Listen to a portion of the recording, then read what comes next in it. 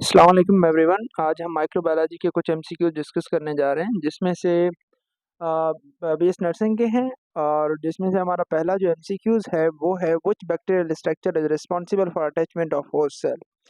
Bacteria का वो कौन सा स्ट्रक्चर है जो कि उसको होस्ट सेल से अटैच होने में हेल्प करती है। आप सबको पता है कि होस्ट सेल मतलब वो सेल जिस पे बैक्टीरिया एक्ट करे उस सेल को हम कहेंगे होस्ट सेल।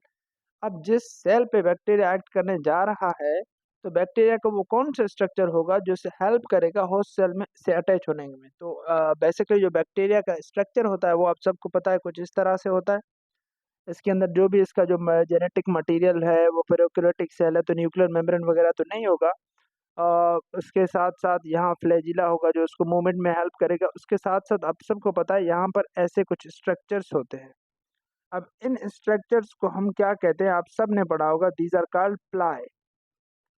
प्लाई इन सब को मिलाकर पिल्यूलर फॉर्म में अगर हम इनको कहेंगे तो हम इनको कहेंगे प्लाई।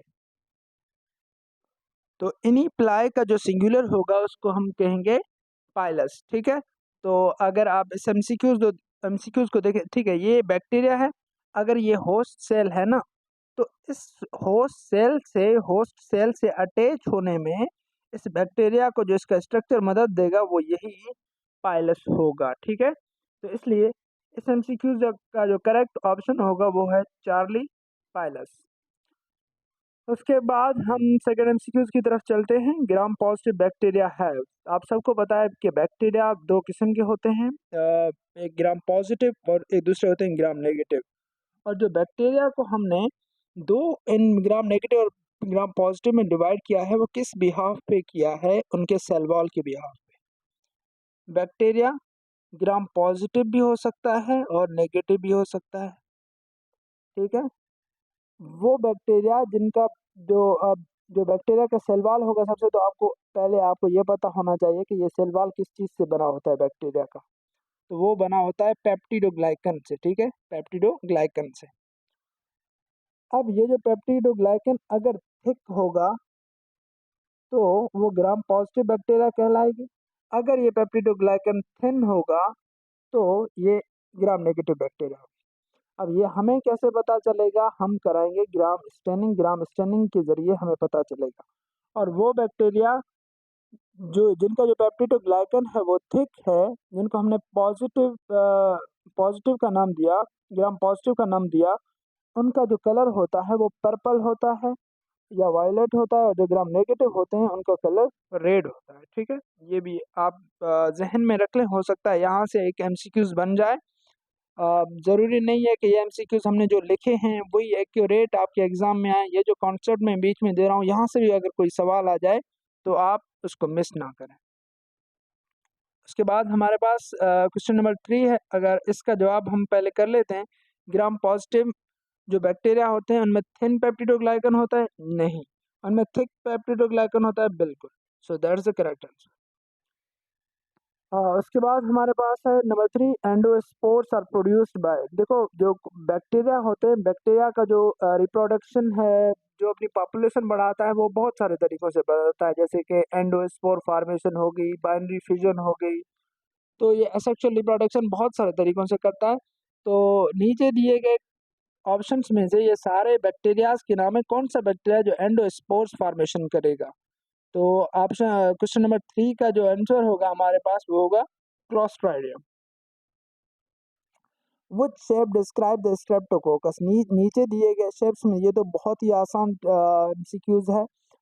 नीचे दिए गए शेप्स में से स्ट्रेप्टोकोकस का शेप कौन सा है? So that simple cocci in chains. और क्वेश्चन नंबर 5 है हमारे पास, which of the following bacteria is acid fast. कौन सा जो बैक्टीरिया है वो एसिड फास्ट है? सबसे पहले आपको मैं समझा लूँ what is acid fast. Acid fast है क्या? तो एसिड फास्ट असल में आप सबको पता है कि जो बैक्टीरिया होते हैं उसमें स्टेन्स होता है, मतलब स्टेन मतलब कलर होता है। ठीक है। या तो वो ग्राम पॉजिटिव है तो उसको वायलेट कलर होगा, अगर ग्राम नेगेटिव है तो रेड कलर होगा। अगर उसी बैक्टीरिया को हम अल्कोहलिक एसिड से ट्रीट करें, अल्कोहलिक एसिड से ट्रीट करने के बावजूद उसका जो स्टेन है, उसका कलर है वो ना उतरे, तो उसको हम कहेंगे एसिड फास्ट। ठीक है। तो नीचे दिए गए बैक्टीरिया में से कौन सा बैक्टीरिया है जो एसिड फास्ट है, मतलब अगर हम उसको अल्कोहलिक एसिड से ट्रीट करेंगे तो फिर भी उसका जो कलर है या स्ट्रेन है वो वैसे ही रहेगा। तो क्वेश्चन नंबर 5 का जो आंसर है दैट इज मायोबैक्टीरियम ट्यूबरक्लोसिस, मतलब टीबी जो बैक्टीरिया काज करवाती है वो एसिड फास्ट है, ये आपने याद रखना है। इसके बाद हमारे पास क्वेश्चन है virus requires days to replicate, virus को रेप्लिकेट करने के लिए क्या चाहिए। तो आप सब ये सोच लें कि इसको क्या चाहिए। तो इसमें हमारे पास ऑप्शन है कि बैक्टीरिया को रिप्लिकेट करने के लिए न्यूट्रिएंट्स चाहिए, होस्ट की सेल मशीनरी चाहिए, ऑक्सीजन चाहिए, वाटर चाहिए। तो आप सबको बैक्टीरिया नहीं वायरस सॉरी, तो आप सबको पता है जो वायरस होता है, वायरस लिविंग होता है या नॉन लिविंग होता है। तो इसका जवाब है वायरस लिविंग भी होता है और नॉन लिविंग भी होता है, मतलब ये बॉर्डर लाइन है, लिविंग भी हो सकती है और नॉन लिविंग भी हो सकती है। अब वायरस लिविंग कब होगी, लिविंग वायरस तब होगी जब वो लिविंग ऑर्गेनिज्म के अंदर होगी, मतलब होस्ट सेल के अंदर जब होगी तब वायरस लिविंग कहलाएगी। लेकिन जब वो बाहर होगी, बाहर के एनवायरनमेंट में होगी, तब वो नॉन लिविंग होगी। ठीक है, तो आ, उसको रेप्लिकेट करने के लिए चाहिए क्या, जिंदा होने के लिए चाहिए क्या, तो वो है होस्ट सेल मशीनरी चाहिए उसको। ठीक है, option beta is correct. Which virus causes chicken pox, जो कौन सा वायरस है जो चिकन पॉक्स करवाता है। सो इसमें आपके पास ये आपने याद रखना है, वेरसिला जोस्टर वायरस जो है ऑप्शन बीटा ये है चिकन पॉक्स काज करवाता है। उसके बाद है आपके पास बैक्टीरियोफेज इनफैक्ट, बैक्टीरियोफेज वायरस का नाम है। ये देखें बैक्टीरिया का नाम इनिशियल में देखें, ये ना समझें कि ये बैक्टीरिया है, ये एक वायरस का नाम है। फेज लफेज का मतलब होता है ईट इंगल्फ। तो इनिशियली आप देख रहे हैं यहाँ पर बैक्टीरिया लिखा है और आखिर में है फेज, तो इसका मतलब ये एक वायरस का नाम है जो इन्फेक्ट किसको करेगा, बैक्टीरिया को करेगा। सो बीटा ऑप्शन करेक्ट है। Which virus has RNA genetic material, कौन सा वायरस है जिसका जो जेनेटिक मटेरियल है वो आरएनए कंटेंट है। एक बात याद रखें, जो वायरस है या तो वो डीएनए वायरस होगा या तो वो आरएनए वायरस होगा, मतलब उसका जेनेटिक मटेरियल जो है ना उसमें या तो आरएनए होगा या तो डीएनए होगा, दोनों कभी नहीं होंगे। जैसे कि यूकेरियोटिक सेल्स हैं वो तो आपने पढ़े होंगे, उसमें डीएनए और आरएनए दोनों हो सकते हैं, लेकिन वायरस जो है ना उसमें या तो डीएनए होगा या तो आरएनए होगा। तो ये नीचे दिए गए ऑप्शंस में से जितने वायरस के नाम गिवन हैं इनमें से कौन सा वायरस है जो आरएनए कंटेंट है, तो इसका है इन्फ्लुएंजा वायरस। जो वायरस है इसका नाम होता है आई थिंक इज ओसेल्टामाइविर। और ये तो डिटेल में हो जाएगा लेकिन यहाँ तक ठीक है।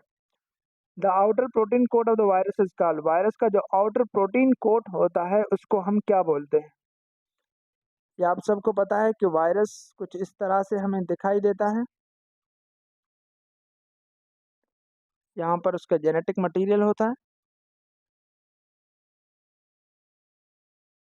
कुछ इस तरह से वायरस का स्ट्रक्चर होता है। तो इसका जो आउटर प्रोटीन कोट होता है ये किस चीज़, ये इसको हम क्या कहते हैं, तो इसको हम कहते हैं कैप्सिड। ठीक है, so the correct option is capsid. अब ऑप्शन नंबर बी है हमारे पास vegetative form but not spores only virus या ओनली बैक्टीरिया। तो इसका हमारे पास जो आंसर है वो है vegetative form but not spore, जो स्पोर्स होते हैं उनको हम खत्म नहीं कर सकते डिसइंफेक्शन के जरिए भी।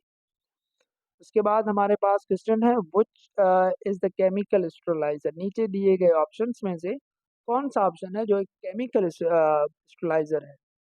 देखिए हम एक चीज़ को स्टेरलाइज कर रहे हैं मतलब हम उसको जर्म फ्री कर रहे हैं, लेकिन अब हमें किसी केमिकल के थ्रू करना है। नंबर 1 है आपके पास ethylene oxide, number 2 UV light, autoclave boiling. आप सबको पता है यूवी लाइट सनलाइट कोई केमिकल नहीं है, ऑटोक्लेव में आप बहुत ज़्यादा प्रेशर देते हैं वो भी बिल्कुल एक केमिकल नहीं है, बॉयलिंग भी एक केमिकल नहीं है। सो ऑप्शन आपके पास एक ही बचता है that is ethylene oxide. So that is the correct answer.